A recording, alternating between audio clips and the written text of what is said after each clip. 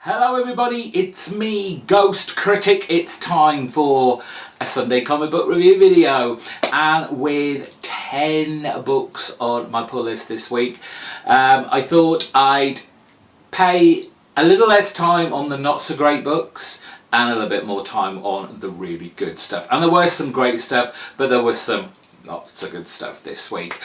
Just a reminder, if you're not subscribed to my channel and you don't want to miss out on any more of my videos, hit the subscribe button, the notification bell. Let me know in the comments section book how you found me, what you're collecting, what you'd like to see on this channel, and perhaps it might turn up.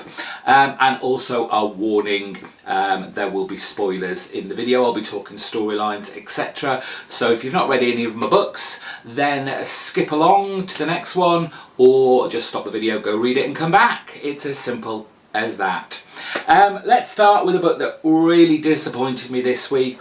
It was one of those DC Hanna-Barbera crossovers, and it was Super Sons teaming up with Dynamite and the Blue Falcon.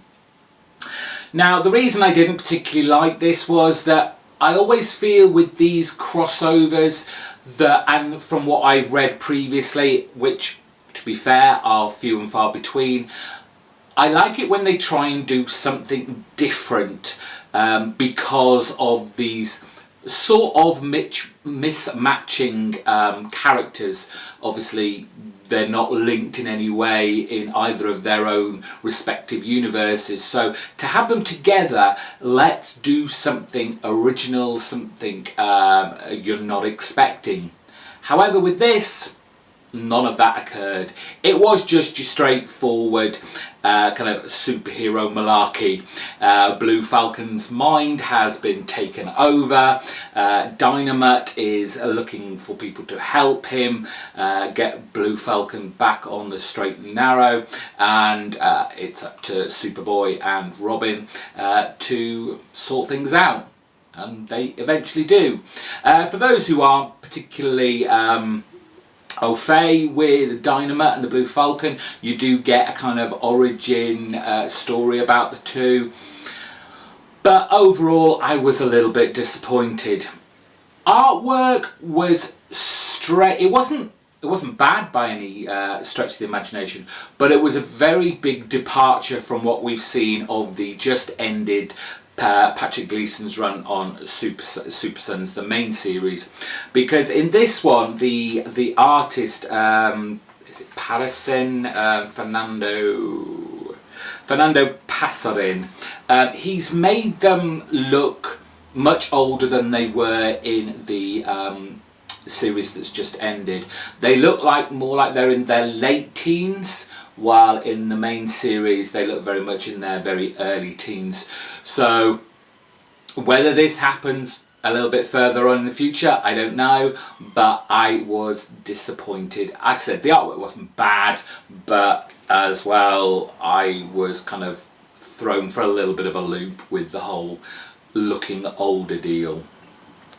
The other book that, again, it wasn't bad per se, it was just a bit of a wrap up. It was Colin Bunn's X-Men Blue, issue number 28, finally wrapping up this Cry Havoc storyline, and of course it all gets wrapped up. Mother Vine is eradicated, the heroes win. Emma Frost shows not necessarily her true allegiance, but the fact that she wasn't really into the whole Dark Cabal with Havoc and Bastion and Miss Sinister, and she didn't like the paths that they were leading to make the mutant population the dominant species. But it was just an okay book. Some okay art by Toe. I don't really know what else to say. There wasn't really much going on. They just wrapped it all up. Great. Moving on a little bit to something a little bit better. Issue 603 of Daredevil, continuing this whole Matt Murdock being the mayor of New York now, and the Hand trying to take over New York City. What I did really like about this was the artwork on here. Mike Henderson, his artwork in here looks really nice. We get Elektra now into the fray, helping out, but in her own inimitable style. Elektra obviously having a beef with the Hand, if you know about her history with them. But she likes to do it on her own terms. So I guess the not necessarily the twist, but the hard decision that Matt Murdock has to make in this is that he has to release the bad guys that have just been incarcerated, kingpins, kind of heads of different services within New York City that he'd given to them. And Matt Murdock's idea to them was, look, the Hand are taking over, you won't get a chance to see any of this. So it was like the lesser of two evils, I guess. But it was a fun enough storyline, and this beast that we've had in the background that's pulling all the strings with the Hand, trying to take over New York City's released this gas. And it's up to Matt Murdock and Foggy and all his team to try and keep everybody inside. And we get what we thought was going to be a big baddie, kind of charging up to the police, to the mayor mayoral house, but is in fact that priest that we saw a while back. And he's obviously come in to help out. How he is going to be such a big part of this, given that he was given such a big kind of reintroduction, I'm not sure, we'll have to see. But I'm really enjoying Charles Soule's run on Daredevil. Long may it continue. It was pick of the week last time it came out. It was still good, but we have The Punisher issue 225 from Matthew Rosenberg. The heroes en masse coming to take down Frank Castle in the War Machine armour, because Frank cannot have this kind of power and use it the way he is using it. So it's basically a whole issue of Frank trying to stay one step ahead of these superheroes, but at the same time trying to find someone who is an expert in technology, so they can eradicate the kind of nano machines that are running through the armour, assisting our superheroes to track Frank Castle and know where he is at any given time. This kind of finishes off with Frank Castle, confronting Nick Fury, as that's who he's been after, and they have a little bit of a tete-a-tete about why he shouldn't have the armour, but at the same time this was Nick Fury's fault, but despite that, Nick is not going to tell the superheroes to back down. And there's a whole kind of thing, and I don't really understand it because I didn't read it, but apparently Frank Castle as the Punisher sided with Hydra Cap when all that was going on. And obviously the superheroes aren't too impressed with Frank there either. But there is a great element of this story that is picked up on, that, you know, Frank Castle has become not necessarily a big player, but he is noticeable now. We've always seen Frank Castle doing his thing, but it's been not necessarily in the background, but he's been very careful about not being seen or doing it as covertly as possible. But when you're running around, flying around in a big Iron Man-esque armour, you're gonna get noticed. And if it wasn't for the fact that, you know, he was basically killing and merging people left, right and centre, he might have got to keep it, but no.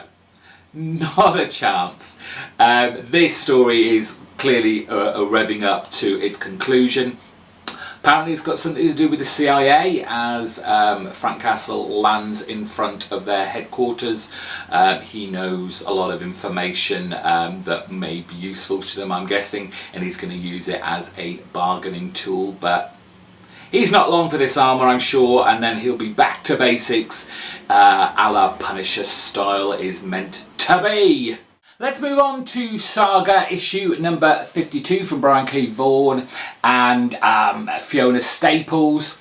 And this was quite an enjoyable issue for Saga, it has to be said. I know some people have noted my stubbornness in staying with this, despite the fact that I'm not always happy with Saga.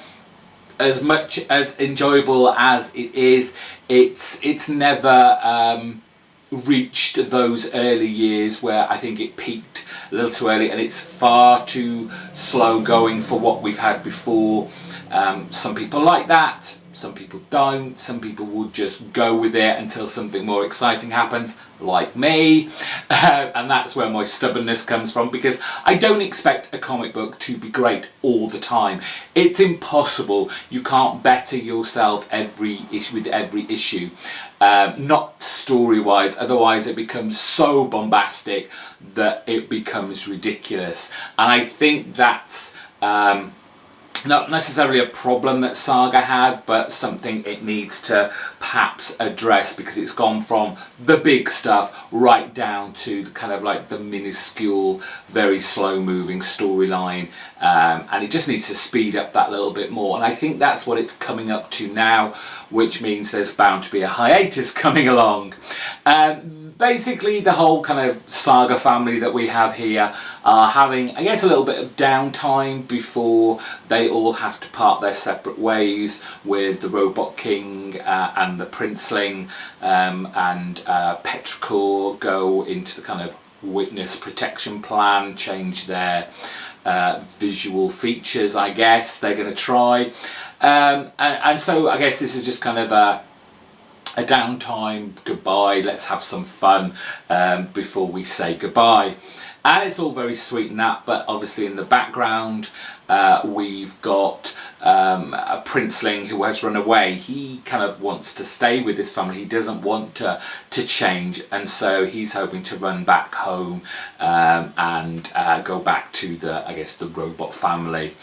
But along the way he gets accosted by some strange kind of wormy creatures as he's trying to escape, and our kind of snouty-nosed alien is there to rescue him, which doesn't look good for Princeling, as I'm sure this person has other motives that he can now, he or she, I'm not quite sure what it is, what they can do now with Princeling, perhaps ransom. And then right at the end we've got our appearance of the Will, who has escaped the clutches of our snouty-nosed alien, and runs into the prince, the robot prince. And it was the prince that killed the Stork, who was the Will's lover, and so they've got beef with each other, but the Will has the upper hand, apparently. And then there was this confusing bit at the moment, and I don't know if this is just Prince Robot showing his true agenda now, but obviously, you know, he shows what's going on in his mind through the face on the TV screen.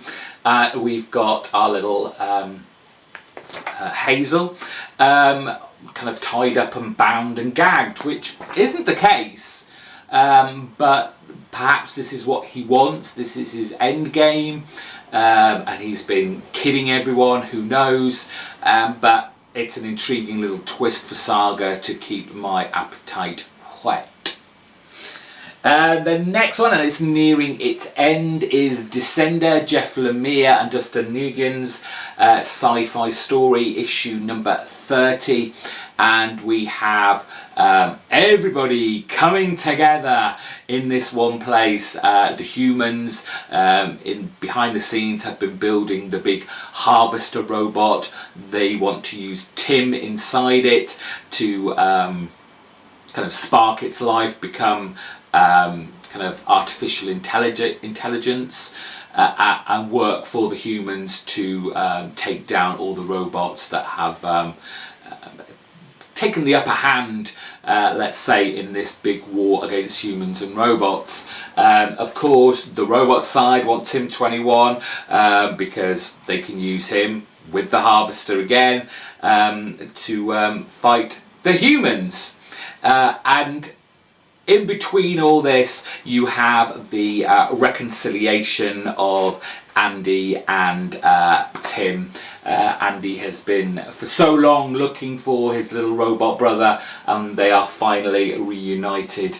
And you can still see, despite Andy's job as a scrapper of robots, the love, the relationship between these two has never gone away. But of course, all the robots, all the hardwire, all the humans, all the aliens, they're all converging on this one spot. Who is going to come out on top? I'm sure there is going to be a lot of death going on by the end of this run, but I have loved Descender from the very beginning. It's been a very different looking sci-fi book than you're generally used to, but I think that's kind of pushed it up a notch to being something that stands out from the many sci-fi titles that Image have got going right now. The last issue, I guess in its present form, I don't know whether this is going to be the last issue for me, as much as I love this book. It's Greg Rucka and Michael Lark's Lazarus, issue number 28. Yes, 28, and the wrap up of this two-part story, Fracture, the prelude, which has Jonah Carlyle, who was presumed dead, living on the outskirts of a family Bittner town, just trying to live a normal life. Changes his name. He's fallen in love with the fisherman who saved him's daughter. They've now had a baby together, but the war is encroaching on this idyllic little town and village. And so all the men are being sent away to fight for the Bittner family. And tragedy is never far behind, despite, you know, the loving and loving relationship and the great life he's created for himself in this little village. Trouble is never going to be far away, and taking them away to go to war, to be manufacturers of weapons, etc. It starts off with his father-in-law dying. He comes back home to find that this village is being wiped out, and by some sort of, I guess, biological weapon that is not affecting him, and I guess that's to do with his heritage and his Carlisle family DNA. And he just manages to rescue his baby. The rest of his family, including his wife, have died from this chemical warfare, and now he's off out on his own with the baby, and it ends there. This series is now going to, I think it's once every 2 months or something like that, coming in September, so we've got a big break for that, and it's coming out in a bigger format, more pages, more kind of articles and discussion pages at the back, and more comic book pages at the front. I've heard it's going to be priced about $5.99, $6.99, given that it's perhaps only going to be coming out every 2 months or 3 months, I can't quite remember. It might be worth still getting it, because for 1 week in however many weeks, that's not really a great deal to push out. I do love this book. It's been a great kind of future world thriller, kind of spy espionage book, but we'll just have to see when it eventually does come out. Let's move on to a Marvel book. It's Chip Zdarsky, issue number 6, Marvel 2-in-1, The Thing and the Human Torch, and wrapping up this particular storyline of the overarching fate of the Four, as we now go up against Doom of this particular universe, who has placed his consciousness into the Galactus of this universe, and the Doom Galactus hybrid, he's eaten everything else in the whole universe and has kind of left Earth till last, and he's hungry again, as Galactus normally is, and Earth is all that's left. So it's up to these versions of the Fantastic Four, Sue and Reed Richards, who are separated now, but have to come together with their usual kind of sci-fi technology to give a version of, I think it's Emma Frost and the Silver Surfer of this universe to take him down. Our Doom is in the background pretending to be helping, but then has a little bit of, I guess you'd call it a setback to his more evil ways, and wants to transfer his own consciousness into this Galactus and push out the old this dimension's Doom, but fortunately everything gets wrapped up really well, relatively nicely, and it's up to the Thing in the Human Torch to move on, along with our Doctor, who we're told is maybe not the willing partner that she appears to be. The Reed Richards of this dimension letting our Thing know, Ben Grimm know, that it doesn't look like his Reed and Sue are alive. However, that can't be the case. There must be something more to this. It's great stuff. The artwork in this is fantastic. Jim Chung on here, it just looks gorgeous all the way through. A great Marvel fun adventure book, and I just love it. Obviously it's got elements of the Fantastic Four in there, which appeals to me more. Just a great book. Please go out and pick this up. I don't know if it's going to be ongoing as soon as the new Fantastic Four series comes out, as this does feel very much a lead up to reintroducing them to the Marvel universe. So we will see. So what picked out on number 1 this week? Well, it was the always great Royal City, Jeff Lemire, issue number 11, coming to the end of this particular series. Jeff Lemire in the back explains why it is coming to an end, and it's the reason I always feel that comic book writers should write their stories. While he knows he could write this book for a long time, but his story has come to an end. He has done with it what he wants to do, and he doesn't want it to become something different from his original plan, and I applaud that. You know, he has plenty of other books in the old work, so it's not like he's going to go poor and he needs to keep going with this title. He's got plenty of other work to keep him busy and paid.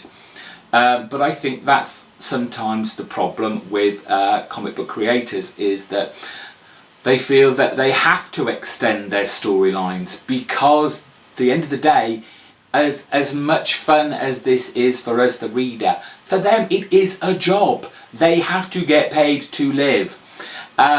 So I feel for those that feel that they do have to continue a book to keep a paycheck coming in.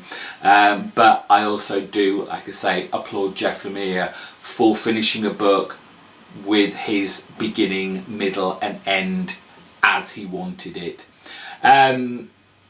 Talking about the book, Anyway, we have the kind of fallout and why part of the family don't really speak to each other, and this is because in the past, in our 90s retro flashback look, Tommy slept with his brother's, I think it was ex-girlfriend really, and of course this all leads into the daughter that the family never knew Tommy had here, and the implications of all that. The family do seem to be kind of coming together in the present day, helping each other out. We saw one of the brothers, the one who's a bit of a down and out, always in trouble, to the point where he was going to steal his father's radio for money to pay off some debts he owed, but his sister helps him out with the, I think it's £2,000. And you want this to go right, you want to feel that things are going to get better, but the ghost of Tommy that our down and out sees looks as though he is pushing the brother to just leave. Look, you've got £2,000 in your pocket, let's just leave this dead end town and just go. I'm glad that Jeff Lemire kind of shows that this isn't Tommy, that this is it is the brother, the older brother's voice, what's the word, not displacing, putting his voice into Tommy, his ideal version from where he is now, the older brother, and what he's really thinking, but trying to kind of pass the buck, use Tommy as the scapegoat. It's Tommy who's pushing him to leave, to do all these bad things. So it was just like, oh no man, don't go, please, let's just sort your life out. And you see the last page with them leaving Royal City, perhaps for good. The father, who's been in a coma, he's woken up now, and couldn't have come, I guess, at a more inopportune time, because his wife, she's having an affair, and she's just finished sleeping with her the guy that she's having an affair with. Awkward, as she gets the call from the motel bed. But I love this book. It's got a lot of heart, it's got a lot of soul. If you didn't get to pick this up, I'd wait till the series is over and then just get the collected trades. It's one of the books that, you know, should be a nice slow moving story, and it is, because we're looking at the characters, we're dealing with how they interact with everyone else, how dysfunctional they are and why they are the way they are. I just adore this book. It's just great. I think it was obvious to anyone who's been watching my channel for any length of time that Kill or Be Killed was going to be my pick of the week again, and quite rightly so. Issue number 19, the penultimate issue of this series, and oh, it was a doozy. We had the last issue, as I said, on Wednesday.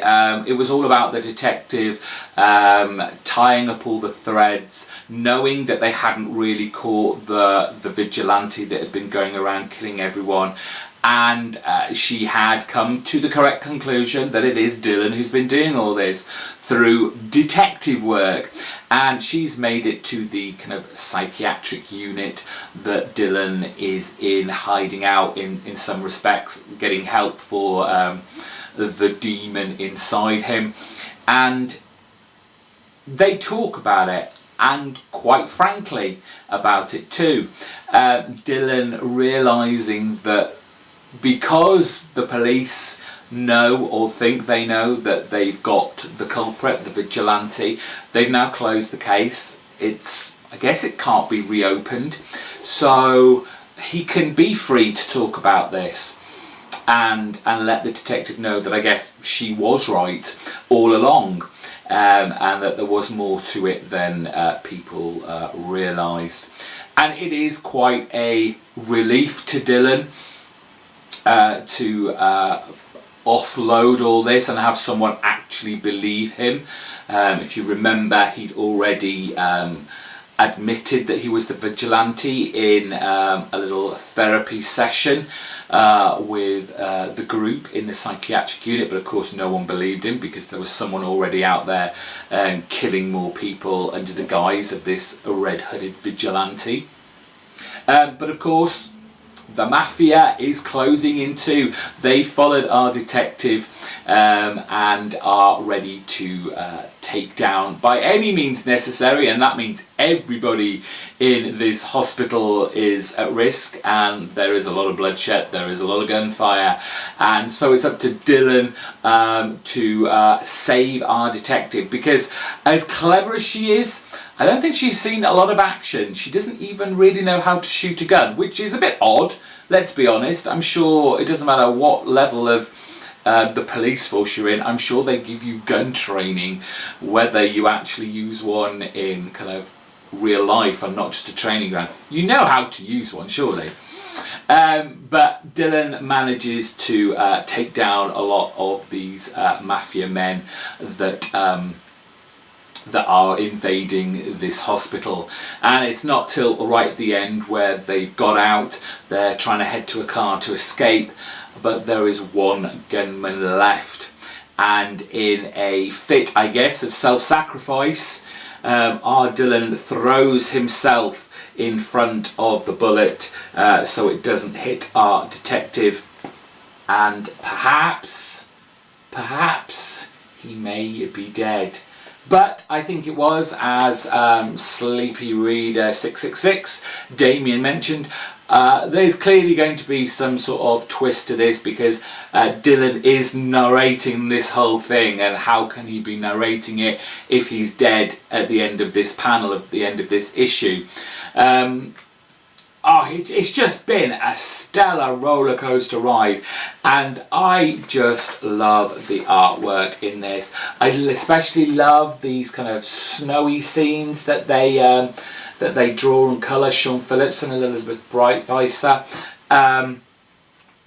It's just a fantastic book, a very moody book, just so well paced from the start to the end. I love it. I'll be very, very sad to see this, but at the same time, I'm sure these three have got a new title up their sleeve ready to throw out into the world and for us to love just as much. And that's it for me this week. Thank you very much for sticking with me through all those books. I hope you enjoyed my thoughts and opinions on them. Let me know down in the comment section what you picked up. If you picked up any of those books, how are you feeling about them? Give this video a big thumbs up, and don't forget, like I said at the top of the video, subscribe if you're not. Hit the notification bell too. You'll be told whenever a video of mine goes up. I will see you very, very soon. Bye bye.